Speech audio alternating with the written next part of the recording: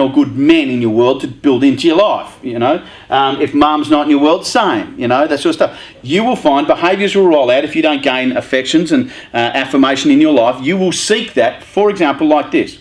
If your mum is not a very affectionate mum or doesn't want to talk to you about sex or sexuality and you're a young boy, you will seek multiple sexual partners in your adolescence and in adulthood in order to get that need met that should have been needed to be spoken to you. See how ingrained it is in our language, that needed to be built into you during your adolescence and into your from your childhood into your adolescence, progressive developmental stuff. So you will find yourself doing that. If you didn't get encouraged to make decisions, you'll be struggling with decisions.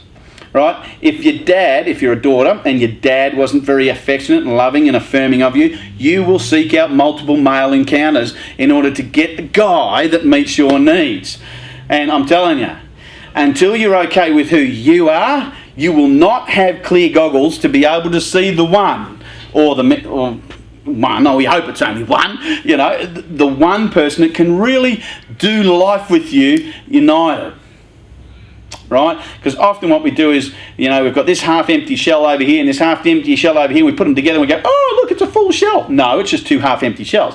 And then what you do is you bring a whole lot of expectation into that relationship and think, why will they not meet my needs? Well, first thing you probably have to do is communicate them. If you're not good at communicating your needs, you're never going to get them met. And if you're trying to communicate to a man that's only using 500 words a day, good luck with that one. We're going to talk about that in the next session anyway. So, but round one is this. Write down, why am I so? Why do I do these sorts of things and feel so? Remember the word should. The family origin stuff goes right down here. Root systems, where have you got your root systems coming out of? What are the things you struggle with? Just be honest.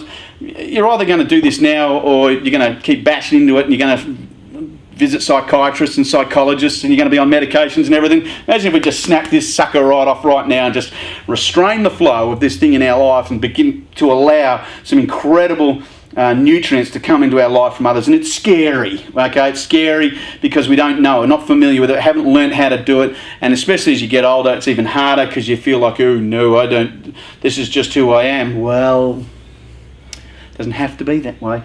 And you know, if you're a dad and you're listening to this and you don't know how to affirm your sons or your daughters, get on it.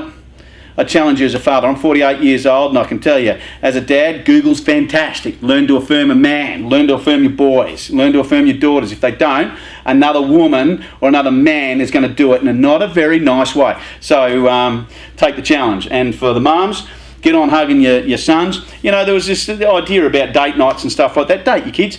Date them, because otherwise they won't know. I remember growing up, I used to play with, I had my cousin was used to want to play with dolls all the stuff, and I'd go out and play with dolls, and my dad would come out and go, "Arr, arr, arr. What are you playing with the dolls for?" You know, my cousin wanted to play, you know, doctors and nurses, and you know, or mums and dads, and you know, with these little Barbie dolls and Ken dolls and whatever. And my dad would come out and say, "Get out of the back there and play in the mud," you know, and something like that. And I'd go, "Oh, okay."